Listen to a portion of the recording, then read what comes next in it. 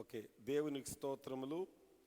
ఈరోజు లైవ్లో వాక్యం వినే వారందరికీ ప్రభు అయిన యేసుక్రీస్తు నామములో శుభములు తెలియజేస్తూ ఉన్నాము. పరిశుద్ధ బైబిల్ గ్రంథంలో నుండి ఆది కాండము 12వ అధ్యాయము మొదటి నుండి మనము దేవుని వాక్యాన్ని చదువుకుందాం. ఆది కాండము 12వ అధ్యాయము మొదటి వచనం నుండి చదువుకుందాం. చదవండి. నీ దేశము నుండి నీ బంధువుల యొద్ద నుండి నీ తండ్రి ఇంటి నుండి బయలుదేరి నేను నీకు చూపించు దేశమునకు వెళ్ళుము. నిన్ను గొప్ప జనముగా చేసి నిన్ను ఆశీర్వదించి నీ నామమును గొప్ప చేయుదును. నీవు ఆశీర్వాదముగా నుందువు. నిన్ను ఆశీర్వదించు వారిని ఆశీర్వదించెదను, నిన్ను దూషించు వారిని శపించెదను. భూమి యొక్క సమస్త వంశములు నీ యందు ఆశీర్వదింపబడునని అబ్రహాముతో అనగా యెహోవా అతనితో చెప్పిన ప్రకారము అబ్రహాము వెళ్ళెను. చాలండి. జాగ్రత్తగా ఇక్కడ మనం గమనించినట్లయితే దేవుడు అబ్రహాముతో ఈ రీతిగా మాట్లాడుతూ ఉన్నాడు. ఆయన మొదటి పేరు అబ్రాము. ఆది కాండము 17వ అధ్యాయములో దేవుడు నిన్ను అనేక జనములకు జనకునుగా నియమించాను. 5వ వచనం, ఇక మీదట నీ పేరు అబ్రాము అనబడదు, నీ పేరు అబ్రాహాము అనబడును. దేవుడు ఇక్కడ అబ్రాము అనే వ్యక్తిని అబ్రహాము అని చెప్పాడు. అబ్రహాము అనగా అనేక జనములకు తండ్రి. అది నీ తండ్రి ఇంట నుండి నీవు బయలుదేరి 4వది నేను చూపించే దేశానికి వెళ్ళు. దేశాన్ని, బంధువులను, తండ్రి ఇంటిని విడిచి నేను నీకు ఏ దేశాన్ని చూపిస్తానో ఆ దేశానికి నువ్వు వెళ్ళాలి. ఎప్పుడైతే నీవు నేను చెప్పినట్లుగా నేను చూపించే దేశానికి వెళ్తావో అప్పుడు నేను నిన్ను గొప్ప జనముగా చేస్తాను, నిన్ను ఆశీర్వదిస్తాను, నీ పేరు గొప్ప చేస్తాను, నీవు ఆశీర్వాదముగా ఉంటావు. అంతేకాదు నిన్ను ఆశీర్వదించే వారిని నేను ఆశీర్వదిస్తాను. ఎవరైనా నిన్ను దూషించినా, నిన్ను శపించినా, నీకు విరోధముగా ఎవరైనా లేచినా వారిని నేను శపిస్తాను, వారి విషయమై నేను చూసుకుంటాను. ఇంతేకాదు భూమి యొక్క సమస్త వంశములను నీ ద్వారా నేను ఆశీర్వదిస్తాను. నీవు నాకు విధేయత చూపితే, నీవు నేను చెప్పినట్లు చేస్తే ఇన్ని విధములుగా వ్యక్తిగతమైన ఆశీర్వాదము, కుటుంబ ఆశీర్వాదము, సమస్త ప్రజలకు కూడా నిన్ను నేను ఆశీర్వాదంగా చేస్తాను అని దేవుడు అబ్రహాముకు వాగ్దానం చేశాడు, అబ్రహాముకు ప్రమాణం చేశాడు. నేనేమంటాను అంటే, అబ్రహాములో ఏ యోగ్యతను చూసి ఇన్ని ప్రమాణాలు చేశాడు? అసలు అబ్రహాములో ఏమిటి? ఆయన ఎవరు? యెహోషువ గ్రంథం 24వ అధ్యాయంలో తన తండ్రి అయిన తెరహు కుటుంబీకులందరూ విగ్రహారాధికులని ఉన్నది. విగ్రహారాధన కుటుంబంలో నివసించే అబ్రహాముకు దేవుడు తన్ను తాను ప్రత్యక్షపరుచుకున్నాడు. ఇప్పుడు 12వ అధ్యాయంలో దేవుడు మాట్లాడిన ఈ మాటను గురించి మనం చూస్తే అపోస్తుల కార్యముల గ్రంథము 7వ అధ్యాయము 2వ వచనంలో స్తెఫను ఈ రీతిగా మాట్లాడాడు. 7వ అధ్యాయం 2వ వచనం, అందుకు స్తెఫను చెప్పినదేమనగా, సహోదరులారా, తండ్రులారా వినుడి. మన పితరుడైన అబ్రాహాము హారానులో కాపురముండకు మునుపు మెసొపొతేమియాలో ఉన్నప్పుడు మహిమగల దేవుడు అతనికి ప్రత్యక్షమయ్యాడు. హారానులో కాపురముండకు మునిపే దేవుడు ప్రత్యక్షమయ్యాడు. అయితే అబ్రహాము ఆ ప్రత్యక్షతకు సంపూర్ణ విధేయత చూపకుండా తన తండ్రి అయిన తెరహును బట్టి హారానులో కాపురమున్నాడు. హారానులో అబ్రహాము తండ్రి తెరహు చనిపోయిన తరువాత దేవుడు మరలా ఇదిగో ప్రత్యక్షమై, నీ దేశాన్ని, స్వజనును నువ్వు విడిచిరా, నువ్వు హారానులో ఎందుకు ఉండాలి, నీవు రావాలి అని దేవుడు అబ్రహాముతో మాట్లాడాడు. హారానులో కాపురం ఉండక మునుపు మాట్లాడాడు. అయితే అబ్రహాము హారాను మట్టుకు వచ్చి అక్కడ ఆగిపోయాడు. ఇది మనం 11వ అధ్యాయంలో ఆఖరి వచనంలో చూస్తాము. తెరహు బ్రతికిన దినములు 205 ఏండ్లు. తెరహు హారానులో మృతి పొందెను. దేవుడు కనానుకు రావాలి, నేను చూపించే దేశానికి నీవు రావాలి అని దేవుడు అబ్రహాముతో మాట్లాడితే అబ్రహాముతో పాటు తన తండ్రి బయలుదేరాడు.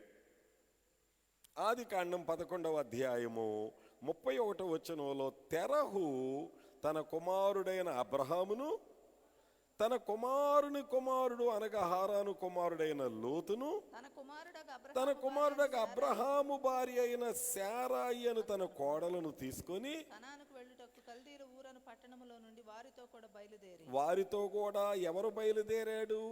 తెరహు బయలుదేరాడు. మరి కనాను వెళ్ళటానికి బయలుదేరి హారాను మట్టుకు వచ్చి అక్కడ నివసించారు.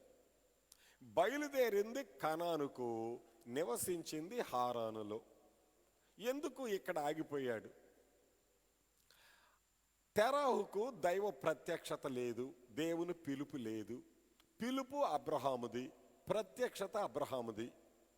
అయితే ప్రత్యక్షము అబ్రహాముకి అయ్యాడు, దేవుడు అబ్రహామును పిలిచాడు. కానీ తెరహు తన కుమారుడితో కూడా బయలుదేరి, తెరహు తన కుమారుడు తెరహు మనమడు లోతును, తెరహు తన కుమారుడు అబ్రహాము, అబ్రహాం భార్యను, వీళ్లను వెంట పెట్టుకుని వీళ్లతో బయలుదేరి కనానుకు రాకుండా హారాను మట్టుకు వచ్చి ఆగిపోయారు.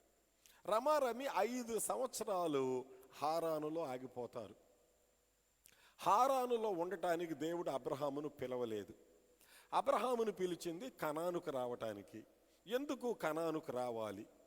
బైబిల్ గ్రంథంలో మనం చూస్తే 15వ అధ్యాయము ఆదికాండము 7వ వచనం.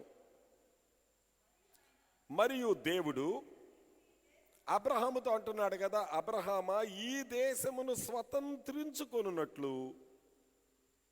ఏమ్మా? 7వ వచనం, 15వ అధ్యాయము 7వ వచనం.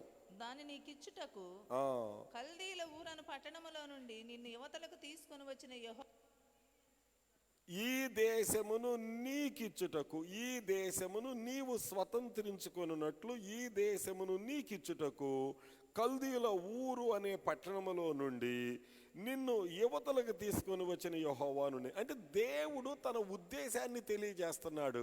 అబ్రహాము పట్ల దేవునికి ఒక ప్రణాళిక ఉన్నది. ఆ ప్రణాళికను దేవుడు అబ్రహాముకు తెలియజేస్తున్నాడు. 15వ అధ్యాయంలో ఈ దేశాన్ని నీకిచ్చుటకు నేను ఒక ప్రణాళిక కలిగి ఉన్నాను. ఈ దేశాన్ని నీకివ్వటానికి నిన్ను నీ దేశము నుండి పిలిచాను, నీ ఊరు నుండి పిలిచాను, నీ బంధువుల యొద్ద నుండి పిలిచాను, నీ తండ్రి ఇంటి నుండి పిలిచాను. ఎందుకు పిలిచానంటే నీ పట్ల నాకు ఒక ప్రణాళిక ఉన్నది. దేవునికి నీ పట్ల ఒక ప్రణాళిక ఉన్నది, నా పట్ల ఒక ప్రణాళిక ఉన్నది. ప్రతి ఒక్కరి పట్ల దేవునికి ఒక ప్రణాళిక ఉన్నది. అది దేవుడు నెరవేర్చడానికి చూస్తున్నాడు. అందుకు నీ విశ్వాసం కావాలి, అందుకు నీ విధేయత కావాలి. నీవు విశ్వసించినప్పుడు, నీవు విధేయత చూపినప్పుడు దేవుని ప్రణాళిక నీ ద్వారా నెరవేర్చబడుతుంది. దేవుడు ఇర్మియా పట్ల ఒక ప్రణాళిక కలిగి ఉన్నాడు. గర్భములో రూపింపక మునిపే అతడును ప్రవక్తగా దేవుడు ఏర్పరచుకున్నాడు. దేవుడు పౌలు పట్ల ఒక ప్రణాళిక కలిగి ఉన్నాడు. ఏమిటా ప్రణాళిక? అనేకులకు సువార్తికుడుగా, బోధకుడుగా, అపోస్తులుడుగా అనేక సంఘములు స్థాపించడానికి, అనేక ఆత్మలను రక్షించడానికి దేవుడు అంటున్నాడు, ఇతడు నేను ఏర్పాటు చేసుకున్న సాధనమై ఉన్నాడు అని దేవుడు అననీయాతో చెప్పాడు. అంటే పౌలు పట్ల దేవుని ప్రణాళిక ఏమిటో అది దేవుడు అననీయాకు చెప్పాడు. తర్వాత పౌలుకు కూడా బయలుపరుస్తాడు. అయితే ఈ ప్రణాళిక పౌలుకు తెలియనంతకాలము అతడు హానికరుడుగా, హింసకుడుగా, దోషకుడుగా ఉన్నాడు. యెరూషలేములో సంఘములను పాడు చేసి దమస్కులో సంఘములు పాడు చేయటానికి కొందరిని వెంట పెట్టుకొని ఆ అధికారుల దగ్గర అనుమతి పత్రములను పొంది దమస్కు బోర్డర్లోకి వెళ్ళినప్పుడు దేవుడు పౌలుతో మాట్లాడాడు. పౌలుకు దేవుడు ప్రభువు తను ప్రత్యక్షపరుచుకున్నాడు. ప్రత్యక్షత ద్వారా పౌలు తానేమై ఉన్నాడో, తనను దేవుడు ఎందుకు ఏర్పాటు చేసుకున్నాడో అది పౌలు ఎరిగిన వాడై దేవుని కొరకు పనిచేశాడు. పౌలు పట్ల దేవుని ప్రణాళిక పౌలుకు తెలియనప్పుడు అతడు దేవుని ప్రణాళికలోకి రాకుండా తన స్వంత ప్రణాళికలో ఉన్నాడు. ధర్మశాస్త్ర సంబంధిగా ఉన్నాడు, హానికరుడుగా ఉన్నాడు, హింసకుడిగా ఉన్నాడు. ప్రణాళిక తెలిసిన తర్వాత గలతీ పత్రికలో అంటున్నాడు కదా, నా తల్లి గర్భములో పడినది మొదలుకొని దేవుడు నన్ను ప్రత్యేకపరిచాడు, నన్ను అపోస్తులుడిగా ఏర్పాటు చేసుకున్నాడు. అపోస్తులుడుగా ఉండుటకు పిలువబడిన పౌలు వ్రాయునదేమనగా, సువార్త కొరకు ప్రత్యేకింపబడిన పౌలు వ్రాయునదేమనగా, అంటే పౌలు తానేమై ఉన్నాడో తాన పిలుపును గూర్చి పత్రికలలో సంఘాలకు తెలియజేస్తాడు. నేను మనుషుల మూలముగా కాక దేవుని మూలముగా నేను పిలువబడి ఏర్పరచబడ్డానంటాడు. ప్రణాళిక తెలియనప్పుడు స్వంత నిర్ణయంలో నడిచాడు. అబ్రహాముకు దేవుని ప్రణాళిక తెలియనప్పుడు అతడు విగ్రహారాధనలో జీవించాడు, స్వచిత్తములో జీవించాడు, సంతానం లేనివాడిగా జీవించాడు, ఆశీర్వాదం లేనివాడిగా ఆయన జీవించాడు. ఇప్పుడు దేవుని ప్రణాళిక ఎవరికి తెలియబడింది? అబ్రహాముకు తెలియబడింది. ఏంటి ఆ ప్రణాళిక? నీవు నీ దేశాన్ని, నీ బంధువులను, నీ తండ్రి ఇంటిని నీవు విడిచి నేను చూపించే దేశానికి రా. అప్పుడు నేనేం చేస్తాను? నిన్ను గొప్ప జనముగా చేస్తాను, నిన్ను ఆశీర్వదిస్తాను, నీ పేరు గొప్ప చేస్తాను, నీవు ఆశీర్వాదంగా ఉంటావు. నిన్నెవరు ఆశీర్వాదిస్తే నేను వాళ్ళని ఆశీర్వదిస్తా. ఎవరైనా నిన్ను దూషించినా నేను వాళ్ళని శపిస్తాను, నీ పక్షంగా నేనుంటాను. ఇంత మాత్రమే కాదు, ప్రపంచములో ఉన్న సమస్త దేశములు, సమస్త జనములు నీ ద్వారా వారు ఆశీర్వదించబడతారు. నిన్ను ప్రపంచానికి ఆశీర్వాదకరంగా చేస్తా. నిన్ను వ్యక్తిగతంగా ఆశీర్వదిస్తాను, ప్రపంచానికి నిన్ను ఆశీర్వాదకరంగా చేస్తా. పాల్ యాంగ్చో గారు బౌద్ధ మతంలో ఉన్నాడు. ఆయన క్షయరోగంతో పీడించబడుతూ ఉన్నాడు, రక్తము కక్కుతూ ఉన్నాడు. ఒక చిన్న బిడ్డ వెళ్ళి సాక్ష్యం చెప్పింది, పో క్రైస్తవ కుక్క అని ఆ చిన్న బిడ్డను ఎదిరించాడు. మరలా బిడ్డ ప్రేమతో మరునాడు వెళ్ళి ఈ రీతిగా ప్రభువుని గురించి చెప్పినప్పుడు ఆయన దిక్కులేని పరిస్థితులలో, అనారోగ్య పరిస్థితులలో, రక్తము కక్కే పరిస్థితులలో, చావు మరణములలో ఉన్న పరిస్థితులలో ప్రభు వైపుకు తిరిగి ప్రభువుకు ప్రార్థించాడు. ప్రభువు ప్రత్యక్షమయ్యాడు, స్వస్థపరిచాడు, ప్రపంచ దేశాలకు ఆశీర్వాదకరంగా ఉన్నాడు. ఎన్నో పుస్తకాలు వ్రాశాడు.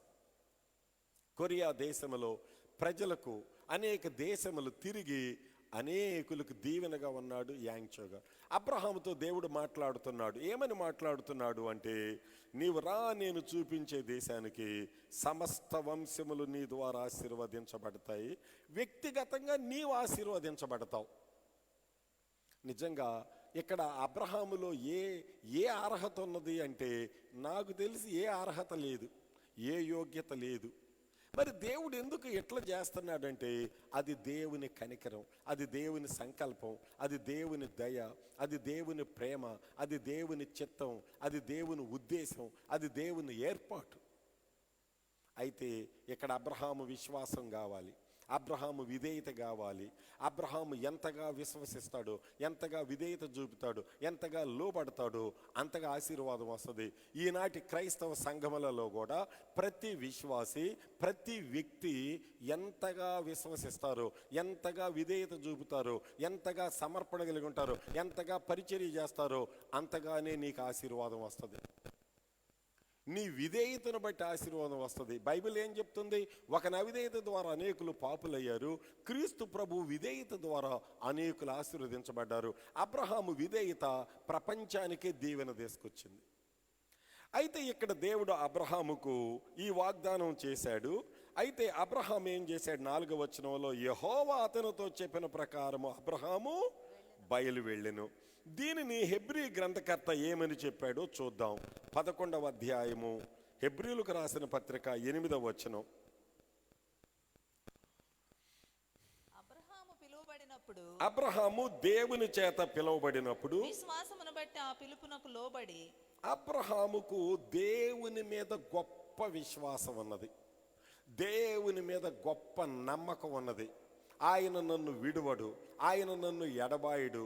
అబ్రహాముకు రాని భాష, అది కల్దీల దేశం అబ్రహాముది. అయితే అబ్రహాము ఆ దేశము నుండి కనాను దేశానికి రావాలి, బబులోను నుండి కనానుకు రావాలి. భాష రాదు. కానీ ఇక్కడ అబ్రహాము యొక్క విశ్వాసాన్ని చూస్తున్నాడు. తనకు ప్రత్యక్షమైన దేవుని యందు అబ్రహాము విశ్వాసం, దేవుడు చెప్పిన ప్రతి మాటను అబ్రహాము విశ్వసించాడు. దేవుడిచ్చిన ప్రతి వాగ్దానాన్ని అబ్రహాము నమ్మాడు, విశ్వసించాడు, విధేయత చూపాడు. ఏమని చదువుతాం? అబ్రహాము పిలువబడినప్పుడు ఆ పిలుపునకు విశ్వాసమును బట్టి దేవుని పిలుపుకు లోబడి తాను స్వాచ్ఛముగా పొందనయున్న ప్రదేశమునకు బయలు వెళ్ళెను. బయలుదేరాడు. మరియు ఎక్కడికి వెళ్ళవలెనో అది అది ఎరుగక బయలు వెళ్ళెను. ఎక్కడికి వెళ్ళాలో అబ్రహాముకు తెలియదు, కానీ దేవుడు ఎక్కడికి తీసుకెళ్తే అక్కడికి వెళతాను. ఇదే సమర్పణ. ఇది విధేయతతో కూడిన సమర్పణ. ఆయన ఎక్కడికి తీసుకెళ్ళినా నేను ఆయన్ని వెంబడిస్తాను, ఎక్కడికి తీసుకెళ్తే అక్కడికి వెళతాను. అంటే అబ్రహాము తనను తాను సంపూర్ణంగా దేవునికి అప్పగించుకున్నాడు. సమర్పణ అంటే నీ చిత్తమును ప్రక్కన పెట్టాలి, దేవుని చిత్తమునకు లోబడాలి. అదే సమర్పణ. అబ్రహాము తన చిత్తమును ప్రక్కన పెట్టాడు, దేవుని చిత్తమునకు అప్పగించుకున్నాడు. దేవుడు ఎక్కడికి తీసుకెళ్తే అక్కడికి వెళ్తాను. దేవుడు చెప్పాడు, నేను చూపించే దేశానికి వెళ్ళు. అబ్రహాము తాను ఎక్కడికి వెళ్ళాలో ఎరుగకయే దేవునికి అప్పగించుకున్నాడు. దేవుని చేత నడిపించబడుతున్నాడు, దేవుని చేత బోధించబడుతున్నాడు.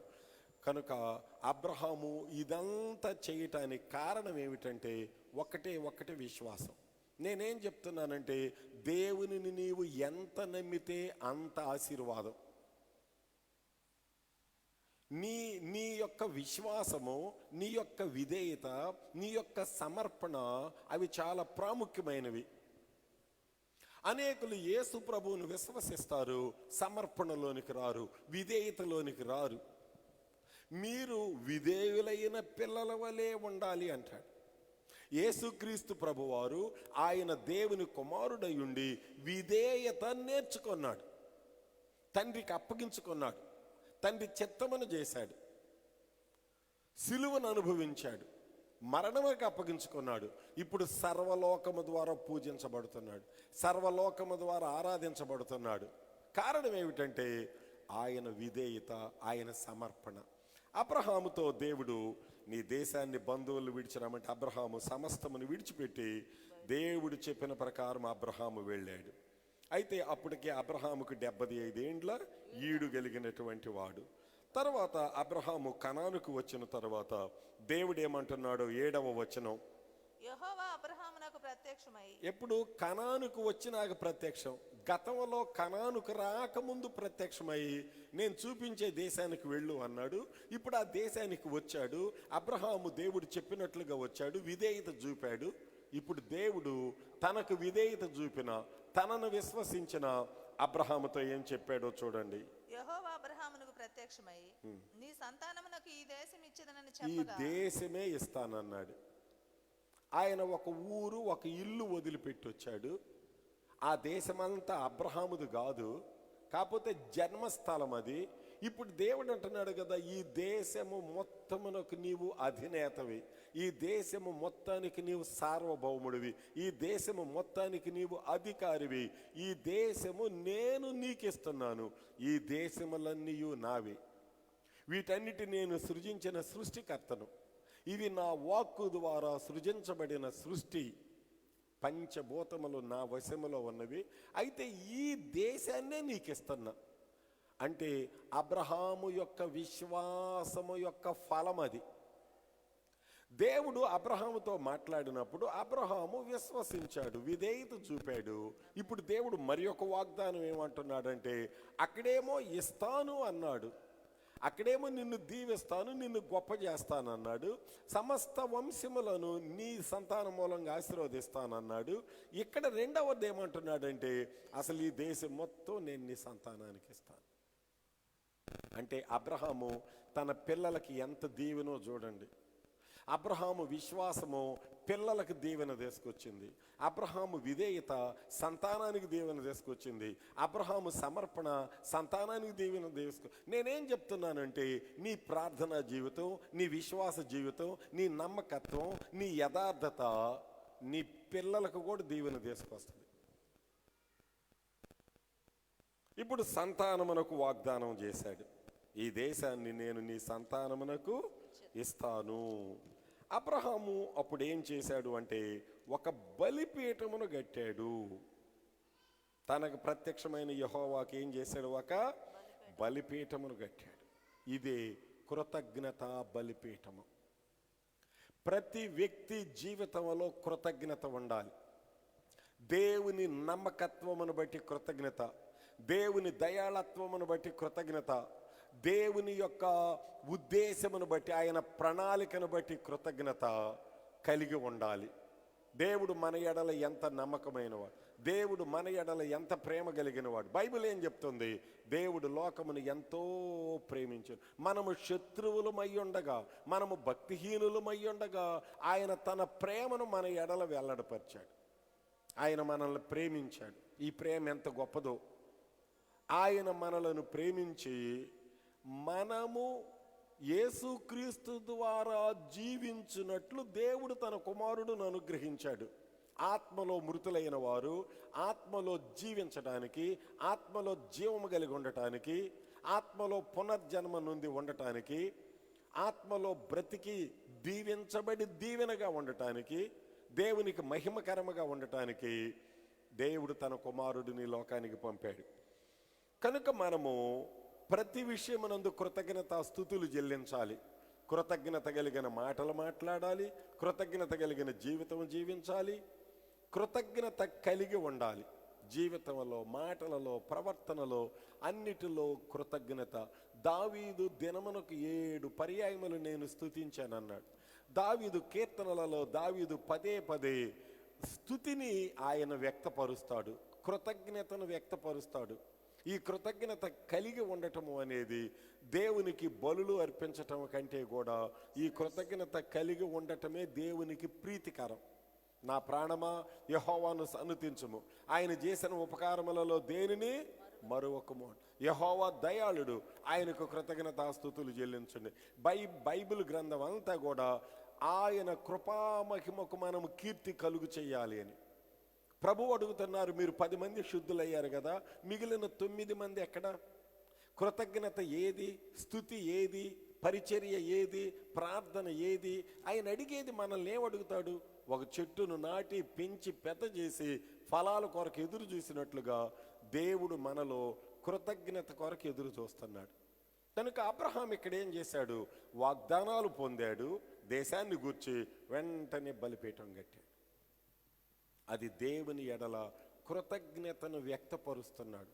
క్రియారూపకంలోనికి ఒక బలిపీఠమును కట్టి తన కృతజ్ఞతను, తన సమాధానమును, తన స్తుతిని అక్కడ వ్యక్తపరిచాడు. ఆ తర్వాత ఇంకొంచెం ముందుకు వెళ్ళాడు. అక్కడికి వెళ్ళి మరి అక్కడ కూడా బేతేలుకు హాయికు మధ్య ఒక గుడారం వేసి అక్కడ మరి ఒక బలిపీఠాన్ని కట్టినట్లు చూస్తున్నాం. 7-8 వచనాలలో 2 బలిపీఠాలు కట్టబడ్డాయి. అబ్రహాము తన యొక్క ప్రయాణములో కనానుకు వచ్చిన తరువాత ఒకటి కృతజ్ఞత బలిపీఠమును కట్టాడు, రెండవది మరి బలిపీఠమును కట్టి యెహోవా నామమును ఏం చేశాడు? ప్రార్థన ఆరంభించాడు. ఇది ప్రార్థనా బలిపీఠం. విశ్వాసి జీవితంలో ప్రార్థన ఎంత ప్రాముఖ్యమైనదో. వ్యక్తిగత ప్రార్థన కావాలి, కుటుంబ ప్రార్థన కావాలి, సంఘ ప్రార్థన కావాలి.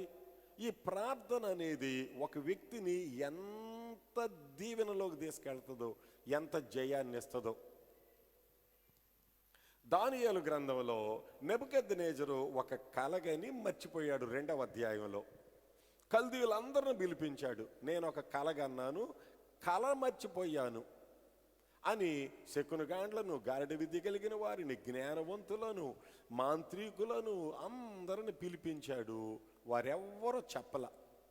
రాజా, మీకేం కల వచ్చిందో మాకు తెలియదు.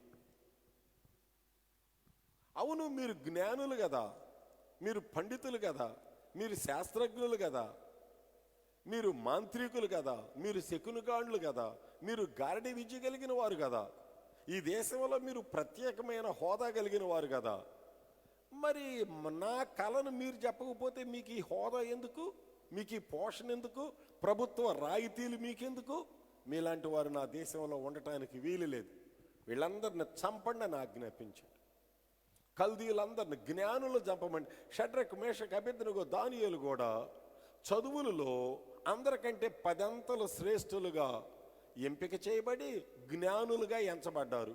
ఇప్పుడు వీళ్ళకి మరణం వచ్చింది. వాళ్లతో పాటు యూదులకు, ఈ జ్ఞానులైన నలుగురుకు. దానియేలుకు నెమ్మదిగా తెలిసి చంపేవాడికే ఎదురుపోయాడు. ఆర్యోకు అనే వ్యక్తికి ఎదురుపోయి, ఎందుకు రాజాగ్ని ఇట్లా వచ్చిందంటే, రాజు కలగన్నాడు, ఎవ్వరూ భావన చెప్పలేకపోయారు ఈ కల్దీయులు, అందుకే మరణ శాసనం, మీరు జ్ఞానులే, మీకు మరణం విధించాలి అని నేను బయలుదేరాను అన్నాడు. లేదు లేదు, నీవు నన్ను చంపనక్కర్లేదు, రాజు కలను నేను చెప్తాను, కల భావాన్ని చెప్తాను. మనుషులను చంపటం ద్వారా కళ తెలియదు, కళ భావం తెలియదు, సమస్య పరిష్కారం కాదు. కనుక ఇక్కడ మనం ఏం చూస్తున్నాము అంటే, ఈ కళను, కళ భావాన్ని నేను చెప్తానని రాజు దగ్గరికి వెళ్ళి రాజు పర్మిషన్ అడుగుతాడు. రాజా, మీ కళను నేను చెప్తాను, మీరు నాకు కొంచెం సమయం ఇవ్వమని అంటాడు. రాజు శాంతించి ఆ మరణాన్ని ఆపి కొంచెం సమయం ఇచ్చాడు. ఏం జరిగిందో తెలుసా? షడ్రక్, మేషక్, అబేద్నెగో అనే వారికి ఈ విషయాలు చెప్పుకొని దానియేలు కలిసి ప్రార్థన చేశారు. 2వ అధ్యాయంలో వారు ఒక గ్రూపుగా ప్రార్థన చేశారు. అత్యవసరమైన ప్రార్థన చేశారు. రాత్రి ప్రార్థన చేశారు. దేవునికి వెలజెల్లించారు, సమయాన్ని ఇచ్చారు, విజ్ఞాపన చేశారు, మొర్ర పెట్టారు, ప్రార్థన చేశారు. ఏంటి ఈ ప్రార్థన ఫలము అంటే, దేవుడు వారు ప్రార్థన చేసిన వెంటనే రాజు ఏమి కలగన్నాడో ఆ కలను, తరువాత కల భావాన్ని కూడా దేవుడు దానియేలుకు బయలుపరిచాడు. మనం 2వ అధ్యాయంలో ఈ రీతిగా చూడొచ్చు. 19వ వచనంలో, అంతట రాత్రి అందు దర్శనము చేత మర్మము దానియేలునకు బయలుపరచబడిన గనుక దానియేలు పరలోకమందున్న దేవుణ్ణి స్తుతించెను. దేవుడు దానియేలుకు రాజు కలను బయలుపరిచాడు, కల భావమును బయలుపరిచాడు. ఈ కలను దేవుడు దానియేలుకు బయలుపరచడానికి, కల భావమును కూడా దేవుడు దానియేలుకు బయలుపరచడానికి కారణం ఏంటో ఒక్కరు చెప్పండి.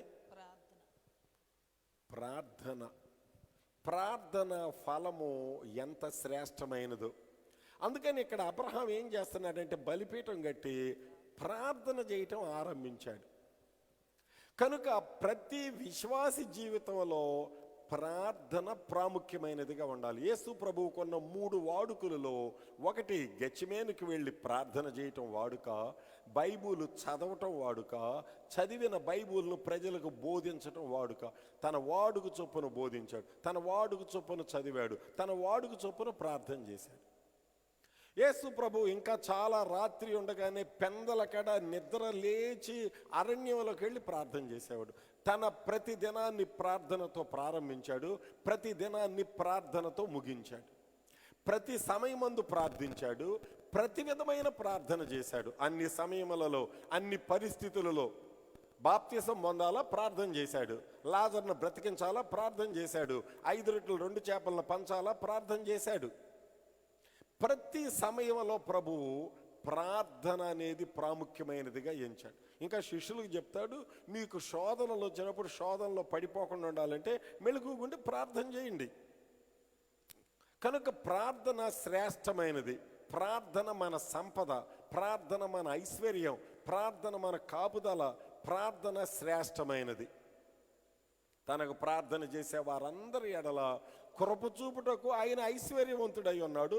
ప్రభువు నామమున ప్రార్థన చేయ వారందరూ రక్షించబడతారు. ఎబ్బేజు ప్రార్థన చేశాడు, దేవుడు తన సరిహద్దులను విశాలపరిచాడు.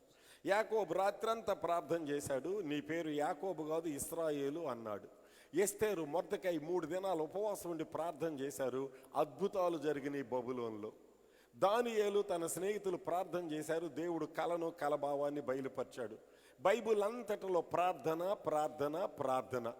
అబ్రహాము సొదొమలో ఉన్న లోతు కుటుంబం కొరకు ప్రార్థన చేశారు, దేవదూతలు వారిని అగ్నిలో కాలిపోకుండా బయటికి లాగారు. చెరసాలలో ఉన్న పేతురు కొరకు సంఘం ప్రార్థన చేశారు, దేవదూతలు వచ్చి పేతురును తట్టి లేపి బయటికి తీసుకొచ్చారు. బైబిల్ అంతటిలో మీరు చూడండి, ఎక్కడ ప్రార్థన ఉన్నదో అక్కడ గొప్ప కార్యాలు ఉన్నాయి, ఎక్కడ ప్రార్థన ఉన్నదో అక్కడ ఆశీర్వాదం ఉన్నది. చెరసాలలో వారు పాటలు పాడుచు ప్రార్థన చేయగా దేవుడు ఒక భూకంపాన్ని పంపాడు.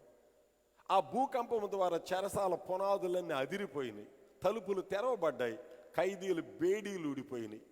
చెరసాల నాయకుడు ఇంటికి తీసుకెళ్లి గాయాలు గడిగి ఆతిథ్యం ఇచ్చి వాక్యాన్ని విని బాప్తిస్మములు పొంది ఫిలిప్పీలో ఒక సంఘం కట్టబడింది. దానికి వారు వెలజిల్లించారు, మధ్యరాత్రులు పాటలు పాడారు, మధ్యరాత్రులు ప్రార్థన చేశారు. కనుక ప్రార్థన ఎంత శ్రేష్టమైనదో, అబ్రహాము ఎంతో విజ్ఞాపనాపరుడుగా మారిపోయాడు, ప్రార్థనాపరుడుగా మారిపోయాడు అబ్రహాము. కనుక అబ్రహాము కనాను దేశమునకు వచ్చి వాగ్దానమును మరలా దేశమును గూర్చి పొంది బలిపీఠమును గట్టి కృతజ్ఞతను వ్యక్తపరిచాడు. రెండవది బలిపీఠమును గట్టి ప్రార్థన చేశాడు. ఇంకా ముందుకు వెళ్ళి 13వ అధ్యాయం 18వ వచనంలో అప్పుడు అబ్రహాము తన గుడారము తీసి హెబ్రోనులోని మమ్రే దగ్గరనున్న సింధూర వృక్షములో దిగి అక్కడ యెహోవాకు బలిపీఠమును కట్టెను. హెబ్రోనులో దేవునికి ఒక బలిపీఠమును కట్టాడు, అనగా ఇది దేవునితో సహవాసము, నిత్య సహవాసము. ఒకటి కృతజ్ఞత బలిపీఠము లేక సమాధాన బలిపీఠము, రెండవది ప్రార్థనా బలిపీఠము, మూడవది సహవాస బలిపీఠము. 22వ అధ్యాయంలో మోరియా పర్వతం మీద తన కుమారుడు బలిగా ఇవ్వటానికి అక్కడ ఒక బలిపీఠమును కట్టాడు. అది సమర్పణ బలిపీఠము, తన కుమారుడును బలి అర్పించటానికి బలిపీఠం. అబ్రహాము తన జీవితంలో 4 బలిపీఠాలు కట్టాడు. కనుక ప్రియులారా, ఇక్కడ మనము ఏమి నేర్చుకుంటున్నాము అంటే దేవుని కృప, దేవుని ప్రణాళిక, దేవుని సంకల్పాన్ని మనం 12వ అధ్యాయంలో చూస్తున్నాం. నీవు రా, నేను ఈ దేశాన్ని ఇస్తా, నీవు రా, నేను నిన్ను గొప్ప చేస్తా, నీవు రా, నేను నిన్ను ప్రపంచ వంశములను నీ ద్వారా ఆశీర్వదిస్తానంటే కేవలము దేవుని యొక్క ప్రణాళిక. ఇక్కడ అబ్రహాము యోగ్యత ఏమి లేదు, అబ్రహాము యోగ్యత ఏమి లేదు, దేవుని ఏర్పాటు ఉన్నది అంతే, దేవుని ఉద్దేశం ఉన్నది. మనం ఎఫెసీయులకు రాసిన పత్రిక 1వ అధ్యాయం 3వ వచనంలో మనం చూస్తే ఏం చెప్పబడింది అక్కడ? దేవుని కృపా మహిమకు మనము కీర్తి కలుగు చేయాలి అని దేవుడు తన దయా సంకల్పము చొప్పున మనలను తనకు కుమారులుగా ఉండుటకు దేవుడు మనల్ని ఏం చేశాడు? ఉచితంగానే ఏర్పాటు చేసుకున్నాడు. ఎప్పుడు ఏర్పాటు చేసుకున్నాడు? జగదుత్పత్తి వేయక మునిపే. అంటే మన పట్ల దేవునికి అది ఒక ప్రణాళిక. అబ్రహాం పట్ల దేవునికి ఒక ప్రణాళిక ఉన్నది. అయితే అబ్రహాము విశ్వసించటం ద్వారా దేవుని ప్రణాళిక నెరవేర్చబడింది. మనము కూడా ఈ దినాలలో దేవుని వాక్యాన్ని హత్తుకుందాం, దేవుని వాక్యాన్ని విశ్వసించుదాం. దేవుని యొక్క సంకల్పం ఏమిటో అది మన పట్ల నెరవేరటానికి నీ విశ్వాసం కావాలి, నీ విధేయత కావాలి, నీ సమర్పణ కావాలి, నీ ప్రార్థన కావాలి. ఇవన్నీ అవసరం. అబ్రహాము ఇంతగా దీవించబడటానికి అతడు దేవుని నమ్మెను అని చదువుతాం, దేవునిని వెంబడించెను. అబ్రహాము దేవుడు చెప్పిన ప్రకారము బయలు వెళ్ళెను, అంతే. 4వ అధ్యాయం రోమీయులకు రాసిన పత్రికలో అబ్రహాము దేవుని నమ్మెను అని చదువుతాం. హెబ్రీ 11:8లో అబ్రహాము పిలువబడినప్పుడు విశ్వాసమును బట్టి ఆ పిలుపుకు లోబడ్డాడు. అబ్రహాము విశ్వాసం ఎంత గొప్పది అని అంటే 100 సంవత్సరాలప్పుడు దేవుడు అబ్రహాముతో ఒక మాట మాట్లాడాడు. ఆదికాండం 18వ అధ్యాయంలో, మీదటకు వస్తాను అబ్రహామా, నీ భార్య నీకు ఒక కుమారుని కంటది అని అన్నాడు.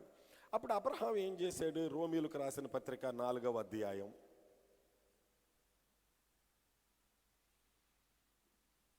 17 నుండి చదువుదాం.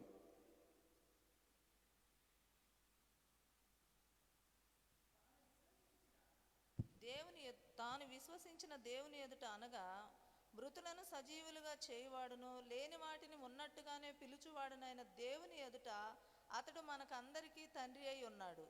ఇందును గూర్చి నిన్ను అనేక జనములకు తండ్రినిగా నియమించితినని వ్రాయబడి ఉన్నది. నీ సంతానం ఇలాగుండునని చెప్పిన దానిని బట్టి తాను అనేక జనములకు తండ్రి అగునట్లు నిరీక్షణకు ఆధారం లేనప్పుడు అతడు నిరీక్షణ కలిగి నమ్మెను. ఏమి నమ్మాడు? అతడు నిరీక్షించటానికి, ఎదురు చూడటానికి కూడా ఆధారం లేదు, వయస్సు లేదు. వయసు అంతా పోయి 100 సంవత్సరాల వయసులోకి వస్తే దేవుడు అంటాడు కదా, మీదటికి నీ భార్య నీకు ఒక కుమారుడు కంటది అంటే అబ్రహాము నమ్మటానికి, నిరీక్షించటానికి, ఎదురు చూడటానికి వయసు ఉన్నదా, బలం ఉన్నదా, సత్తు ఉన్నదా? ఏంటి? వయసు లేదు కదా. ఆమె శారాను గురించి 11 హెబ్రీ పత్రికలో తాను వయస్సు గతించినది, అబ్రహాము వయసు గతించిపోయింది, కానీ దేవుడు అంటున్నాడు నీ కుమారుడిని ఇస్తాను. అంటే 75 సంవత్సరాల క్రితం రమారమి 70 ఏళ్ల వయసులో దేవుడు అబ్రహాముతో ఏం చెప్పాడో అది నెరవేర్చడానికి రమారమి 25 సంవత్సరాలు పట్టింది. దేవుడు యోసేపు ఒక కళ ఇచ్చాడు, నెరవేర్చడానికి కొన్ని సంవత్సరాలు పట్టింది. దేవుడు యాకోబుకు ఒక కళ ఇచ్చాడు, వెళ్ళేటప్పుడు చెప్పాడు నిన్ను గొప్ప జనంగా చేస్తాను, ఆదికాండం 28. అది నెరవేర్పులోకి రావాలంటే అక్కడ 14, ఆ తర్వాత ఒక 20 సంవత్సరాలు మేనమామ దగ్గర ఉన్నాడు. ఆ తర్వాతనే అంటే దేవుడు మాట ఇస్తే నెరవేరుస్తాడు. ఇప్పుడు అబ్రహాముతో దేవుడు నిన్ను అనేక జనములకు తండ్రిగా చేస్తానని చెప్పినప్పుడు నిరీక్షించటానికి, నమ్మటానికి కూడా ఆధారం లేనప్పుడు అతడు నిరీక్షణ కలిగి నమ్మాడు. మరియు అతడు విశ్వాసంలో బలహీనుడు గాల, అవిశ్వాసం రాల, విశ్వాసంలో బలహీనుడు కాక 100 ఏండ్ల వయసు కలిగిన వాడయ్యుండి అప్పటికి తన శరీరము మృతతుల్యమైనట్టును, అవును, శారా గర్భమును మృతతుల్యమైనట్టును ఆలోచించును గాని కొంచెం వాగ్దానాన్ని గురించి ఆలోచనలో పడ్డాడంతే. శారమ్మేమో నవ్వులో పడింది. ఆదికాండం 18వ అధ్యాయంలో శారమ్మేమో నవ్వుకున్నది ఇంట్లో ఉండి, అబ్రహాం కొంచెం ఆలోచనలో పడ్డాడు. ఈ వయసులో ఏంటా నాకు పిల్లలు అని కొంచెం ఆలోచన చేశాడు. సాధారణమే, సహజమే. ఆమె నవ్వింది. ఆ నవ్వు బయటికి వినపడనక్కరలా. దేవుడు అంటున్నాడు శారా నవ్వనేలా అన్నాడు. శారా నవ్వనేలా అంటే శారమ్మేమన్నది? చిన్న అబద్ధం ఆడింది అక్కడ. భయపడి నేను నవ్వలేదని అంటే దేవుడు అబద్ధం ఆడా? దేవుడు సత్యవంతుడే. శారా నవ్వింది, ఈ వయసులో నాకెట్లా పిల్లలు అని నవ్వుకున్నది. నవ్వు వచ్చింది, నవ్వింది. ఏంటి నవ్వుతున్నావు? పిల్లలు పుట్టరా? నేను నీకు సంతానం ఇవ్వలేనా? నీ వయసు నాకేమన్నా అడ్డమా? నీ వృద్ధాప్యం నాకు అడ్డమా? అయినా నేను పిల్లలు పుట్టించడానికి నువ్వు కావాలా? రాళ్లకు పుట్టేస్తా నేను. నాకు అసాధ్యమైనది ఏమైనా ఉన్నదా అబ్రహామా? ఏంటి నేను వయసు పోయింది అనుకుంటుంది? దేవునికి సమస్తం సాధ్యం, ఆయనకు అసాధ్యమైన దేవుని. కాబట్టి ఈయన కొంచెం ఆలోచన చేశాడు, కానీ అవిశ్వాసము వలన దేవుని వాగ్దానముల గురించి ఏం చేయలేదు, సందేహించాల, అనుమానమే లేదు. దేవునిని మహిమపరిచాడు. వాగ్దానం చేసిన దాన్ని నెరవేర్చడానికి సమర్థుడు. అది ఎవరు సమర్థుడు? దేవుడు సమర్థుడు. మాకు వయసు లేకపోయినా ఆయన బిడ్డలు ఇస్తాడు. ఆయన మాటకు కట్టుబడి ఉండేవాడు, ఆయన మాట తప్పనవాడు, ఆయన మాట నెరవేర్చేవాడు, ఆయన సంతానం ఇచ్చువాడు. అది ఆయనకి సాధ్యం అని ఇక్కడ విశ్వసించాడు. పిలిచినప్పుడేమో నమ్మదగిన వాడని పిలుపుకు లోబడ్డాడు, అక్కడ విశ్వసించాడు. ఇక్కడ సంతానం ఇస్తానంటే ఈ వయసులో ఇప్పుడు విశ్వసించాడు. సంతానం ఇచ్చిన తర్వాత ఆదికాండం 22వ అధ్యాయంలో అబ్రహామా నీ కుమారుని తీసుకొచ్చి నాకు బలి ఇవ్వన్నాడు. దేవుడు అబ్రహాముతో అన్నాడు నీ సంతానము ద్వారా ఆకాశ నక్షత్రాలంత జనాంగాన్ని చేస్తాను, ఇస్సాకు వలనైనదే నీ సంతానం అన్నాడు 15వ అధ్యాయంలో. ఇస్సాకు వలనైనదే నీ సంతానం, నీ సంతానం వలన నేను ఆకాశ నక్షత్రములలే చేస్తానని దేవుడు అబ్రహాముతో చెప్పి, ఇస్సాకుకు రమారమి కొంచెం యవన ప్రాయం వస్తుంది. దేవుడు అంటాడు ఇస్సాకును బలి ఇమ్మన్నాడు. అబ్రహాం ఏం చేశాడు? ఇస్సాకు వలనైనదే నీ సంతానం, ఇస్సాకును నేను ఆకాశ నక్షత్రముల వలె చేస్తానని నువ్వు చెప్పి ఈరోజు ఇస్సాకును బలి ఇవ్వమంటున్నావేంటి? దేవునిని ప్రశ్నించలా. దేవునికి అంతా బాగా జ్ఞాపకమే ఉంటుంది. నన్నేదో పరిశోధిస్తున్నాడు. నాకేమైంది? ఇస్సాకును బలిస్తాను, వాగ్దానం చేసిన వాడు ఇస్సాకును తిరిగి బ్రతికించుకుంటాడు, మరలా ఆకాశ నక్షత్రం వల్లే చేస్తాడు. కాబట్టి అబ్రహాము విశ్వాసాన్ని గురించి ఈ 3 మాటలు చెప్తున్నాను వినండి. మొదట, పిలవబడినప్పుడు విశ్వాసమును బట్టి పిలుపుకు లోబడ్డాడు. నీకు సంతానం ఇస్తానన్నప్పుడు విశ్వాసమును బట్టి దేవునిని మహిమపరిచాడు, అనుమానించలేదు. ఆయన సంతానం ఇవ్వటానికి సమర్థుడు అని ఎంచాడు. ఇప్పుడు నీ కుమారుడు నాకు బలి ఇవ్వమన్నప్పుడు ఏం చేశాడో చూడండి. హెబ్రీ పత్రిక 11వ అధ్యాయము 17వ వచనం. అబ్రహాము పరిశోధించబడి విశ్వాసమును బట్టి ఇస్సాకును బలిగా అర్పించెను. ఎవడు ఆ వాగ్దానములు సంతోషముతో అంగీకరించెనో, ఇస్సాకు వలనైనది నీ సంతానం అనబడును అని ఎవనితో చెప్పబడినో ఆ అబ్రహాము మృతులను సైతము లేపుటకు దేవుడు శక్తిమంతుడు అని ఎంచిన వాడై తన ఏక కుమారుని అర్పించి. అబ్రహాం విశ్వాసం ఏమిటంటే, నేను బలిస్తాను, దేవుడు బ్రతికిస్తాడు. ఎందుకు బ్రతికిస్తాడు? వాగ్దానం అన్నది కదా. అంటే ప్రతి విషయంలో ఇక్కడ మనం ఏం చూస్తున్నాము అంటే అబ్రహాము యొక్క విశ్వాసాన్ని చూస్తున్నాం. అందుకని అపోస్తుడైన పౌలు గారు గలతీయులకు రాసిన పత్రికలో అబ్రహాంకు ఒక పేరు పెట్టాడు. గలతీయులకు రాసిన పత్రిక 3వ అధ్యాయము 9వ వచనం. 3వ అధ్యాయం 9వ వచనం.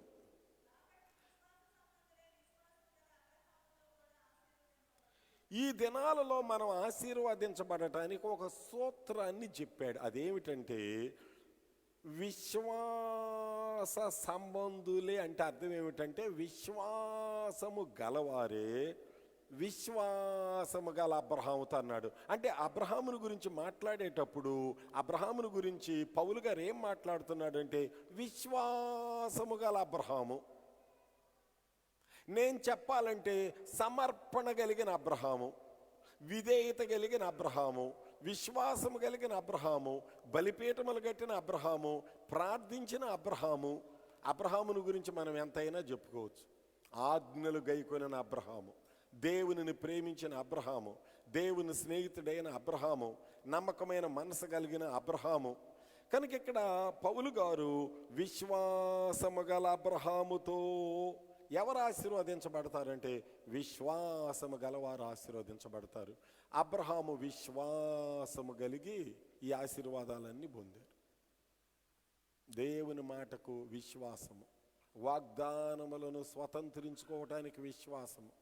కనుక ఈ రాత్రి మనం దేవునిని అధికంగా నమ్ముదాం, వాక్యాన్ని అధికంగా నమ్ముదాం. ఆయనకు అసాధ్యమైనది ఏమి లేదు.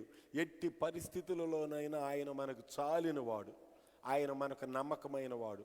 కనుక ఈ రాత్రి కూడా మనము ఈ వాక్యమును వినే మనము అబ్రహాము ఎట్లా దేవునిని నమ్మి అంచెలంచెలుగా పిలుపులో నమ్మకం, సంతానం ఇస్తానంటే నమ్మకం, ఇస్సాకును బలివ్వమంటే ఆయన తిరిగి బ్రతికిస్తాడన్నాం. అంటే ప్రతి విషయంలో కూడా అబ్రహాంకి ఏమున్నదంటే విశ్వాసం ఉన్నది. దాని ఫలాన్ని అనుభవించాడు. మనం కూడా మన పిల్లల విషయంలో, మన కుటుంబ విషయంలో, మన విషయంలో నమ్ముతూ ఉందాం, విశ్వసించుతూ ఉందాం, ప్రార్థన చేస్తూ ఉందాం. ఆశీర్వాదం వెంట ఆశీర్వాదం, కృప వెంట కృప పొందుదాం, ప్రభువును మహిమపరచుదాం. దేవుడట్టి కృప మనకును అనుగ్రహించును గాక. ఆమేన్. పరిశుద్ధుడా, మీకు వందనాలు.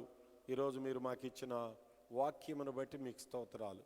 మీ ఆశీర్వాదము ఈ వాక్యమును వినే ప్రతి ఒక్కరిని అంతకంతకు విశ్వాసంతో నింపి నిండారులుగా దీవించమని యేసు నామములో ప్రార్థించి వేడుచున్నాను తండ్రి. ఆమేన్. ఆమేన్.